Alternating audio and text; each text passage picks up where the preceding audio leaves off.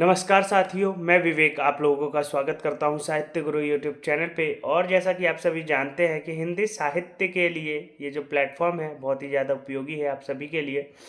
तो देखिए, UGC net का जो एग्ज़ाम है 2024 का दिसंबर में, अभी तक इसका कोई नोटिफिकेशन तो नहीं आया है, फिर भी हम सब तैयारी कर रहे हैं। तो देखिए, ये जो सीरीज़ चल रही है बहुत ही ज़्यादा इंपॉर्टेंट है। इसमें मैं केवल महत्वपूर्ण तथ्यों को ही कवर कर रहा हूँ। तो देखिए, आज मैं कुछ ऐसे महत्वपूर्ण तथ्यों को लाया हूं जो कि TGT, PGT, D triple S B, KBS या नेट किसी भी हिंदी साहित्य से जुड़े अगर आप एग्जाम को दे रहे हैं तो आपको इसमें से 4 या 5 प्रश्न पक्का देखने को मिलेंगे।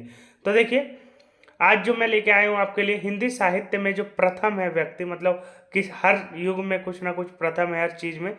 तो देखिए, उसी सीरीज में लेके आया हूँ। तो जैसा कि आप सभी को पता है कि हिंदी के प्रथम कवि जो है सरहपा को माना जाता है। तो हिंदी के प्रथम कवि अगर कभी पूछा जाए, मिलान में प्रश्न आए या ऑप्शन में आए, तो सरहपा को ही आप लगाइएगा। और उसके बाद देख लीजिए इसको कि हिंदी के प्रथम महाकवि जो है चंद्रबरदाई को माना जाता है। तो ये भी बहुत ज़्यादा इंपॉर्टेंट है। महाकवि पूछा जाए तो चंद्रबरदाई को लगाइएगा। और इनकी रचना का क्या नाम था? पृथ्वीराज रासो। तो ये सारी चीज़ें जो है पता होनी चाहिए। और इसको देख लीजिए, खड़ी बोली हिंदी के प्रथम कवि अमीर खुसरो को माना जाता है। जो हम बोली आज बोल रहे हैं, जिस भाषा में आजकल हम बात करते हैं, वह हमारी खड़ी बोली है। और इसका एक तरह से कह सकते हैं कि आधार जो दिया, इसकी जो शुरुआत है अमीर खुसरो ने की है। इन्होंने मुकरियाँ, पहेलियाँ, बहुत सारी तरह की जो विधाएं होती है एक तरह से काव्य में, उन सारी विधाओं का इन्होंने आविष्कार किया। और इनको जो है बहुत सारे जो वाद्य यंत्र होते हैं, मतलब जिसको म्यूजिकल इंस्ट्रूमेंट, उसको भी बजाने का मतलब बनाने का जो श्रेय है इनको दिया जाता है। और इनके गुरु का जो नाम था निज़ामुद्दीन औलिया। तो ये सारी चीज़ें आपको पता होनी चाहिए। इनको तोताए हिंद भी कहा जाता है। तो ये सारी की सारी जो इम्पोर्टेंट पॉइंट है इनसे जुड़े हुए, इन सभी को हम देखते चलेंगे, सुनते चलेंगे, ताकि ये सारे पॉइंट हमारे दिमाग में रहे, प्रश्न आए तो हम इनको कर सके। खड़ी बोली हिंदी के प्रथम महाकवि हमने देख लिया, अयोध्या सिंह उपाध्याय हरिओद। तो देखिए यहाँ पे प्रश्न क्या है, पहले आया खड़ी बोली हिंदी के प्रथम कवि, और यहाँ पे फिर आया महाकवि। तो जो महाकवि है वह है अयोध्या सिंह उपाध्याय हरिओद। इनकी रचना का नाम है प्रिय प्रवास, जिसमें कृष्ण जी जो है वृंदावन को छोड़ के मथुरा जा रहे हैं, इस चीज का ही वर्णन है, गोपियों का वर्णन है, विलाप है गोपियों का कि कृष्ण जो जा रहे हैं उसका जो वियोग का मतलब दर्द है, इस चीज का हमें दर्द उसमें देखने को मिलता है, विलाप देखने को मिलता है। प्रिय प्रवास जो है खड़ी बोली की पहली प्रथम वो है महाकवि की, मतलब प्रथम महाकवि की रचना है। ठीक है,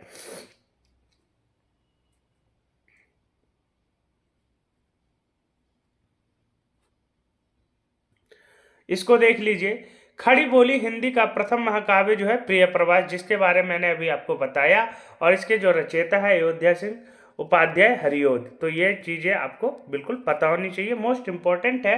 क्योंकि आजकल यूजीसी नेट का अगर आप एग्ज़ाम दे रहे हैं, अगर आपको ट्रेंड पता है, तो आपको पता होगा कि किस प्रकार के जो सवाल हैं पूछे जाते हैं, और किस प्रकार के जो सवाल हैं जो, इसको देख लीजिए। हिंदी के प्रथम महाकाव्य जो है पृथ्वीराज रासो को माना जाता है। पृथ्वीराज रासो को हिंदी का प्रथम महाकाव्य माना जाता है। यहाँ पे देखिए, खड़ी बोली का जो प्रथम महाकाव्य है वो है प्रिय प्रवास, जिसको अयोध्या सिंह उपाध्याय हरिओद ने लिखा है। अगर हिंदी का पूछे तो हिंदी का आप बताएंगे पृथ्वीराज रासो, जो कि चंद्रबरदाई के द्वारा लिखा गया है। इसमें पृथ्वीराज जो राजा थे उनके वीरता का वर्णन है, इसमें 12 मासा वर्णन भी हमें देखने को मिलता है।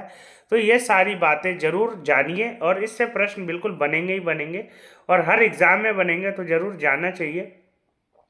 इसको मैं थोड़ा जूम कर देता हूँ और देखिए क्या है। हिंदी साहित्य की प्रथम कवि, देखिए अब प्रथम कवि की बात आ रही है। हिंदी साहित्य के जो प्रथम कवि है वह कौन है, तो इसको देख लीजिए। शिव सिंह सैंगल ने पुष्पदंत को हिंदी का प्रथम कवि माना है। तो देखते चलिएगा कौन कौन जो कवि हैं वह हिंदी के प्रथम कवि की श्रेणी के अंतर्गत आते हैं। तो पुष्पदंत को किसने माना है? शिव सिंह सैंगल ने। पुष्पदंत को शिव सिंह सैंगल ने माना है प्रथम कवि।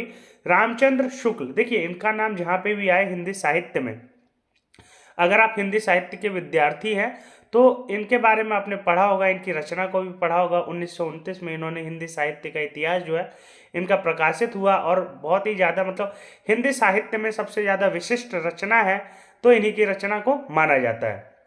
और इन्होंने अगर किसी के ऊपर कोई बात कही है तो उसको मतलब एक तरह से पत्थर पे लकीर की तरह देखा जाता है कि वो बात जो कह दी गई है मतलब वो बात बिल्कुल सत्य है। तो रामचंद्र शुक्ल ने, देखिए रामचंद्र शुक्ल जी ने मुंज को हिंदी का प्रथम कवि माना है। तो मुंज को रामचंद्र शुक्ल ने माना है, पुष्पदंत को शिव सिंह सेंगल ने माना है। तो ये देखिए मिलान में प्रश्न आएंगे और मिलान में दे दिया जाएगा कि किसने किसको माना है, तो जरूर इन सब के बारे में जानते चलिए। हजारी प्रसाद द्विवेदी देखिए किसको मानते हैं, अब्दुल रहमान को प्रथम कवि जो है अब्दुल रहमान को प्रथम कवि जो है हजारी प्रसाद द्विवेदी मानते हैं। राम कुमार वर्मा ने स्वयंभू को हिंदी का प्रथम कवि माना है, और राहुल सांकृत्यायन ने सरहपा को प्रथम कवि माना है। देखिए राहुल सांकृत्यायन हिंदी साहित्य के इकलौते ऐसे रचनाकार हैं जिन्होंने बहुत ज़्यादा मतलब देश विदेश का भ्रमण किया है। घुमक्कड़ एक तरह से कह सकते हैं, घुमक्कड़ शास्त्र के जनक या हिंदी साहित्य में जो घूम घूम के रचनाएं करने वाले व्यक्ति हैं वे राहुल सांकृत्यायन हैं, और इनको मतलब एक तरह से इनको मतलब घुमक्कड़ शास्त्र का हिंदी साहित्य में एक तरह से जनक भी माना जाता है। तो इसको जरूर मतलब नोट करते चलिएगा ये सारे पॉइंट, और ध्यान में रखते चलिएगा कि किस प्रकार से प्रश्न जो है एग्जामिनर बनाएगा और क्या क्या बातें हमें एक व्यक्ति के बारे में पता होनी चाहिए। इसको देख लीजिए, राहुल सांकृत्यायन ने सरहपा को प्रथम कवि माना है, और गणपति चंद्र गुप्त ने शालिभद्र सूरी को प्रथम कवि माना है। तो देखिए शालिभद्र सूरी को गणपति चंद्र गुप्त ने माना है। तो ये सारे के सारे पॉइंट बहुत ही ज़्यादा इंपॉर्टेंट है, मोस्ट इंपॉर्टेंट मैं कहूँगा, क्योंकि इनसे प्रश्न आपने हिंदी साहित्य का एग्जाम दिया है तो जरूर ही देखे होंगे। अब यहाँ देखिए हिंदी साहित्य के इतिहास लेखन के स्रोत और सामग्री, मतलब हिंदी साहित्य हमने लिखा तो उसका आधार क्या था। अगर हम कोई भी साहित्य लिखते हैं, इतिहास ग्रंथ लिखते हैं, तो उसके लिए हमें कोई आधार होना चाहिए, हमें कुछ प्रूफ मिलने चाहिए, तब जाके हम उसको लिखते हैं। तो देखिए हिंदी साहित्य के इतिहास लेखन की परंपरा मुख्य रूप से 5 ग्रंथ आधारभूत सामग्री के रूप में प्रयुक्त किए गए हैं। 5 ग्रंथों को लिया गया है हिंदी साहित्य को लिखने के लिए, जिसको हम आधार कह सकते हैं। अब देखिए 84 वैष्णव की वार्ता, पहली रचना आ गई 84 वैष्णव की वार्ता। इसके लेखक जो है गोस्वामी गोकुलनाथ हैं, और इसमें वल्लभाचार्य के 84 शिष्यों का वर्णन है। मतलब क्या है, बायोडाटा है एक तरह से 84 शिष्यों का जो कि वल्लभाचार्य के शिष्य हैं, और यह रचना जो है किसके द्वारा लिखी गई है, गोस्वामी गोकुलनाथ के द्वारा लिखी गई है। तो पहला स्रोत जो है 84 वैष्णव की वार्ता है। दूसरा जो स्रोत है 252 वैष्णव की वार्ता, इसके लेखक भी गोस्वामी गोकुलनाथ है, और इसमें विट्ठलनाथ के 252 शिष्यों का वर्णन है। एक बात मैं आपको बता दूं, जो वल्लभाचार्य हैं उन्हीं के पुत्र का नाम है विट्ठलनाथ। तो ये दोनों जो है पिता और पुत्र हैं। विट्ठलनाथ जो है वल्लभाचार्य के पुत्र हैं, तो ये बात आपको पता होनी चाहिए। और ये देखिए इससे प्रश्न बनाया जा सकता है, तो देखिए इसको जरूर जानते चलिएगा। और इसमें 252 कवियों का एक तरह से विवरण दिया गया है कि इनका मतलब आयु उम्र के बारे में मतलब सब चीज उनका एक तरह से बायोडाटा बताया गया है।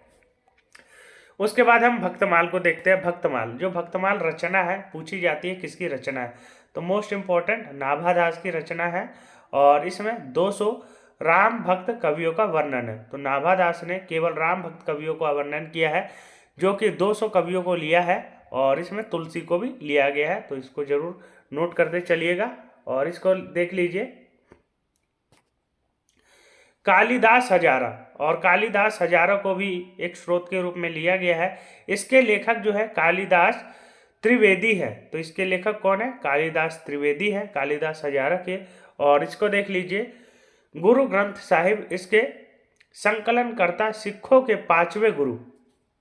देखिए इनके गुरुओं के बारे में जरूर जान लीजिएगा कि इनके पहले गुरु कौन से हैं, 10वें गुरु कौन से हैं, 5वें गुरु कौन से हैं, मतलब पूछा जाता है।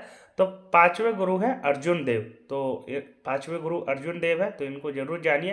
पहले गुरु जो है गुरु नानक है, और 10वें गुरु अंतिम गुरु जो है गुरु गोविंद सिंह है। तो इन सबको जरूर जानते चलिएगा। दूसरे गुरु कौन है? अंगद देव है। तो इनके बारे में एक बार आप जरूर पढ़िएगा, क्योंकि पूछा जाता है, ये पूछा जाता है कि इनको सीरीज से लगाइए, तो सीरीज से लगाने के लिए आ सकता है, तो क्रम वाले प्रश्न में पूछा जा सकता है। तो जरूर एक बार इनकी लिस्ट देख लीजिएगा ताकि आपको आसानी हो। अगर और देखें कि देखिए हिंदी साहित्य के लेखन की पद्धतियों को देखते हैं, तो इसको भी हम समझते हैं कि हिंदी साहित्य को कितनी पद्धतियों में लिखा गया है। तो इसको हम अच्छे से समझते हैं। एक मिनट, इसको समझते हैं। देखिए पद्धति क्या होती है? पद्धति होती है तरीका, कि मतलब किसी भी चीज को करने का तरीका। तो इतिहास लिखने का भी एक तरीका होता है। तो देखिए हर रचनाकार ने अलग अलग पद्धति का इस्तेमाल किया, तरीके का इस्तेमाल किया। तो देखिए क्या है, हिंदी साहित्य के इतिहास लेखन की 4 पद्धतियां हैं। तो पूछा जाता है कि किस रचनाकार ने जो अपना इतिहास ग्रंथ है किस पद्धति में लिखा है। तो रामचंद्र शुक्ल का आएगा, उसको आप जरूर याद करने की कोशिश कीजिएगा। तो इसको अच्छे से देखिए। देखिए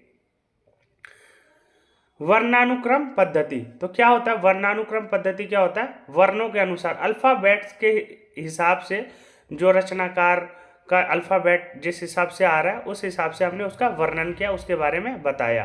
तो गारसा दत्त तासी एवं शिव सिंह सैंगल ने इस पद्धति का इस्तेमाल किया। मतलब कि ए नाम से जितने भी लोग हैं, डिक्शनरी जिस हिसाब से लिखी जाती है उसके बारे में पहले बताया जाएगा। बेशक उसका जो उम्र है या उनका जो जन्म है वो बहुत बाद में हुआ हो, लेकिन अगर उनका केवल नाम अ से या ए से शुरू हो रहा है तो उनके बारे में पहले बताया जाएगा। तो वर्णानुक्रम पद्धति का जो प्रयोग है गारसा दत्त तासी एवं शिव सिंह सैंगल ने इसका प्रयोग किया है। उसके बाद देख लीजिए कालानुक्रम पद्धति। काल के अनुसार मतलब समय के अनुसार, जो जिस समय में आया है, पहले जो जिस समय में आया है उसका प्रयोग जो है ग्रियर्सन एवं मिश्र बंधुओं ने किया है। तो ये जो पद्धति है कालानुक्रम पद्धति है, और ग्रियर्सन एवं मिश्र बंधुओं ने इसका प्रयोग किया है। तो देखते चलिए कि किस रचनाकार ने, किस साहित्यकार ने किस पद्धति का इस्तेमाल किया है। और पूछा जाता है मिलान में, इसके प्रश्न आपको ज़्यादा देखने को मिलेंगे। देखिए कभी भी एग्जाम में ज़्यादा प्रश्न पूछने का यही तरीका होता है कि मिलान वाला प्रश्न दे दिया जाएगा, उससे पता लग जाता है कि स्टूडेंट ने कितना पढ़ा है, और ये प्रश्न आपको ज़्यादा देखने को मिलेंगे।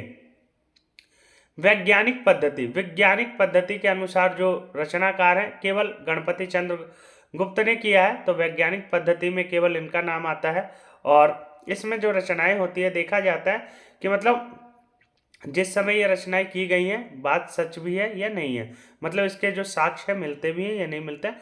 तो वैज्ञानिक पद्धति में ये सारी चीज़ों को देखा जाता है। अब देखते हैं जो रामचंद्र शुक्ल ने जिस पद्धति का इस्तेमाल किया है वह है विधेयवादी पद्धति।